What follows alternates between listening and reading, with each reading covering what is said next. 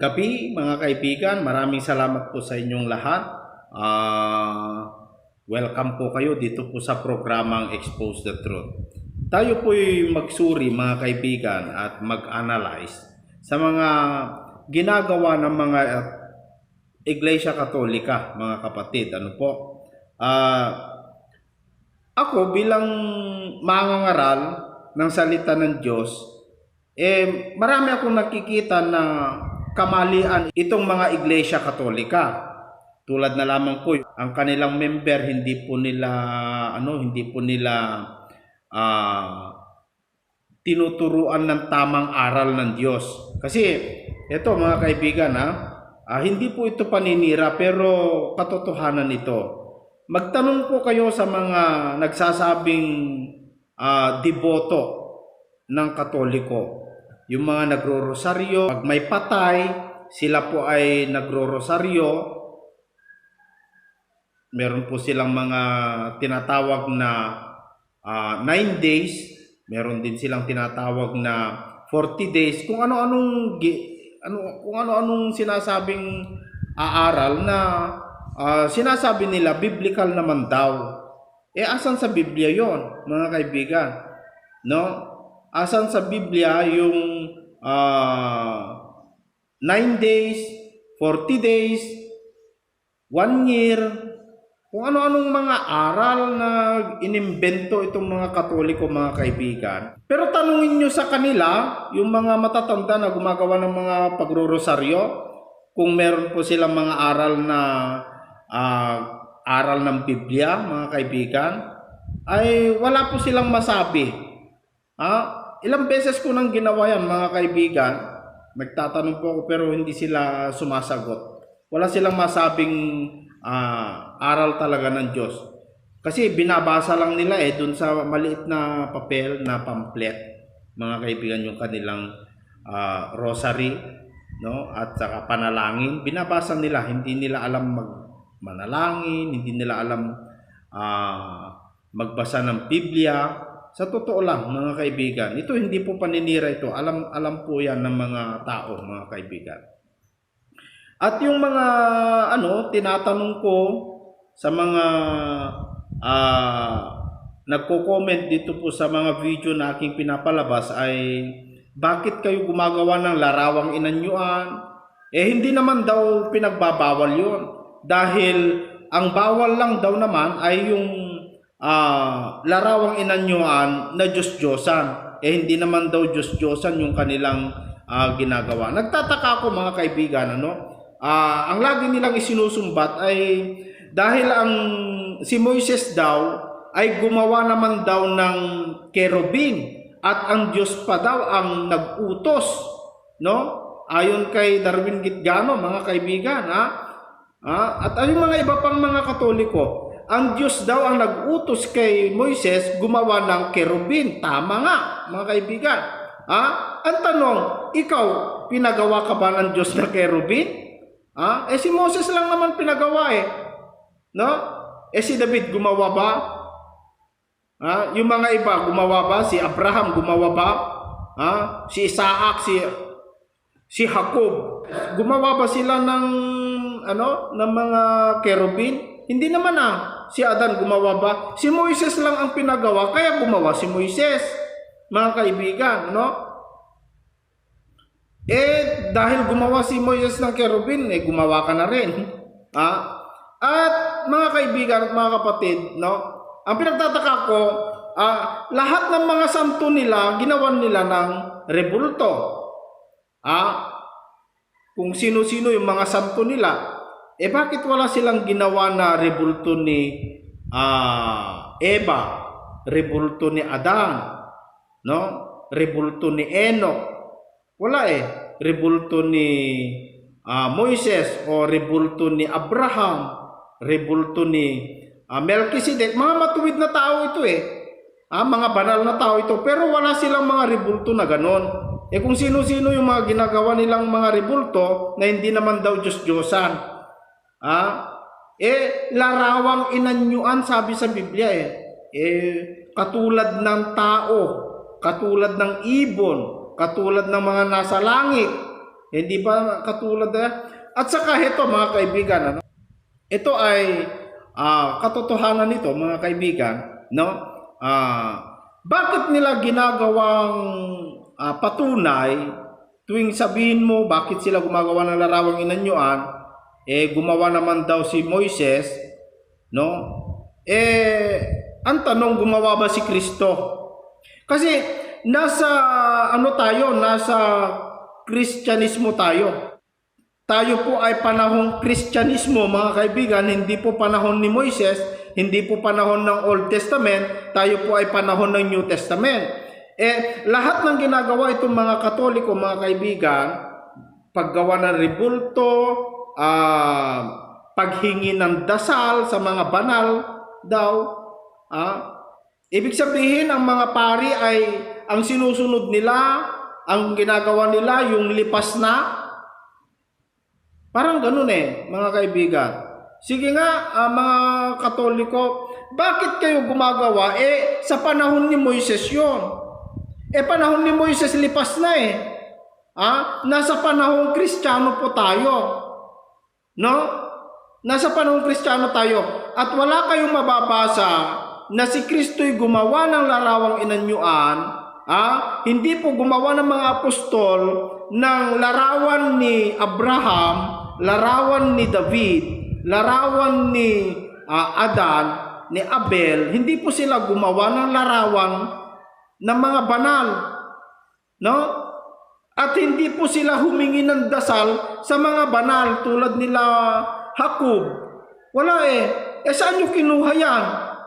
Mga kaibigan, yan ang tanong. Humihingi kayo ng dasal.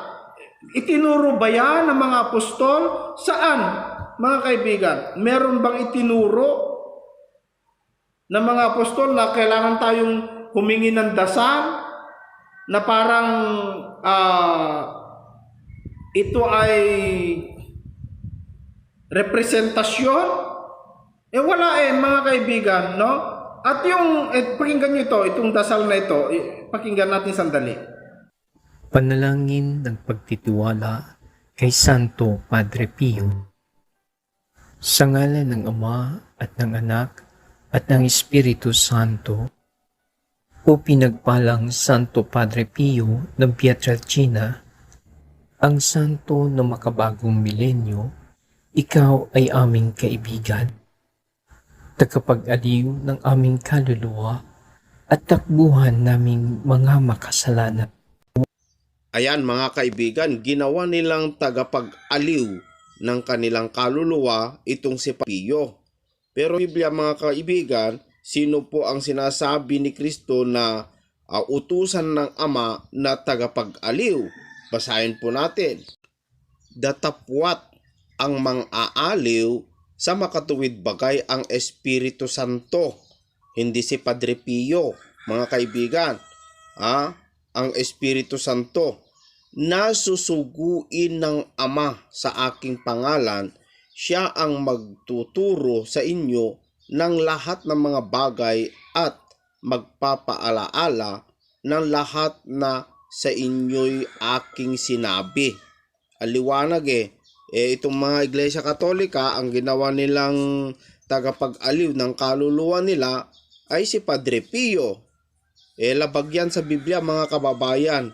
Kaya sana po makita ito ng mga member ng Iglesia Katolika. Tuloy po natin ang panalangin nila. Makasalanan, tuwaan mo kami ng lubusan, sapagkat batid mo ang kahulugan ng pagdurusa sa iyo mula sa Panginoon.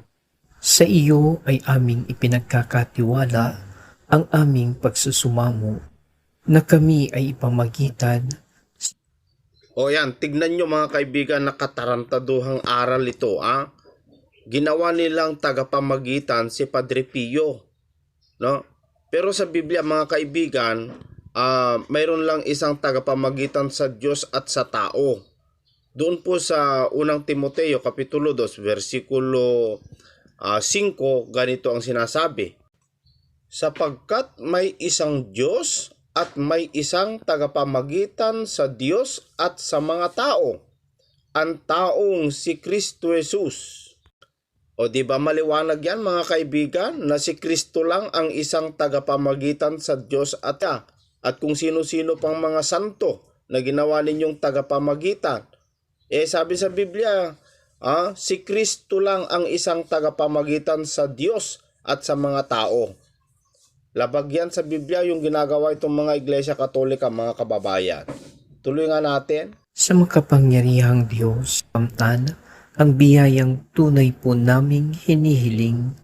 Ipagsanggalang mo po kami laban sa mga panlilinlang at kasamaan ng mundong ito at higit sa lahat, ipamagitan mo po kami sa dakilang Panginoon upang sa pamamagitan ng kapatawaran ng aming mga kasalanan ay mapagsumikapan namin ang paggawa ng kabutihan. Luwalhati sa Ama at sa Anak at sa Espiritu Santo, kapara noong una, ngayon at magpasawalang hanggang. Amen. O ayan yung kaluluwa mo, ipinagkatiwala mo doon sa ginawa yung santo, yung kanilang kaluluwa ay ipinagkakatiwala Yan ay pagtuturing na Diyos yan Yung humihingi ka ng kaligtasan, humihingi ka ng tulong, at yung kaluluwa mo ay ipinagkakatiwala mo. Ang Diyos po mga kaibigan, dapat siya lang ang ating pagkatiwalaan sa ating mga kaluluwa At siya lang dapat nating hingian ng dasal Ano sabi doon po sa 1 John 1:9? Pag tayo po ay magkasala, sabi po ni Juan, mga kaibigan, hindi po tayo humingi kang sino-sinong rebulto tulad ni San Pedro, ni Santiago, ni San Ruiz, ni San Roque, kung sino-sinong mga santo yan, hindi. Pero pag tayo nagkasala, ano sabi ni Juan? Dito po sa verse 9 sabi, kung ipinahahayag natin ang ating mga kasalanan, ay tapat at banal siya na tayo'y patatawarin sa ating mga kasalanan at tayo'y lilinisin sa lahat ng kalikuan. Dapat pala, direkta tayong humingi sa pangalan ng ating Panginoong Hesukristo, mga kaibigan. Dapat diretso tayong humingi sa pangalan ng ating Panginoong Hesukristo. Hindi pong kung si kani-kanino, mga kapatid. Kung tayo po ay magkakasala, ipapahayag natin kanino? Sa Diyos. Hindi kay San Pedro, San Roque, San Juan, kung sino-sino. Mga kaibigan, sa Diyos po natin ipagkatiwala ang ating panalangin, ating kaluluwa. Hindi kung sino-sino, mga kaibigan, mga kababayan. At sige nga, mga kaibigan na taga punto por punto, o si Kabornok na nagmamagaling, nagmamagaling na hindi naman marunong umintindi ng tanong, no, ng hamon na kaya ka bang baguhin yung cross na itinatatak ninyo, yung sign of the cross. Hindi masagot-sagot ni Kabornok ang tinatanong ko. Marami siyang sinasagot, ang layo naman, palpak naman. Mantakin mo yung sinabi niya na hindi na daw kailangan sumampalataya. Kasi nung ibinigay ng Diyos yung kaligtasan, yung redemption, tanggap na ng mga tao. Katarantaduhang unawa. Aral mo yan o ano, Kabornok? Aral mo ba yan? Na wala na, hindi na kailangan ng, hindi ka na dapat sumasampalataya pa. Nasa iyo na yung kaligtasan, yung redemption na sinasabi mo. Ang redemption kasi ibinigay yan ng Diyos. Ibinigay yan, walang bayad, no? Pero ang dapat mong gawin, sampalatayanan mo para yung grasya na nabuhos doon sa cross, makuha mo. Para makuha mo, sasampalataya ka. Hindi ibig sabihin dahil binigay na yung kaligtasan, ligtas ka na, hindi. Parang ganito, kung for example, may baha, inutusan ng gobernador, for example lang bumaha sa inyo, inutusan ni gobernador yung sasakyan, dahil ba andun na yung sasakyan, ligtas ka na? Hindi pa. Kailangan mong sumakay doon sa sasakyan para makalayo doon sa baha at maligtas ka. Ganun po. Hindi po yung, si Cabornok kasi naaawa ako sa paliwanag ni Cabornok hindi na daw kailangan sumampalataya, ligtas na.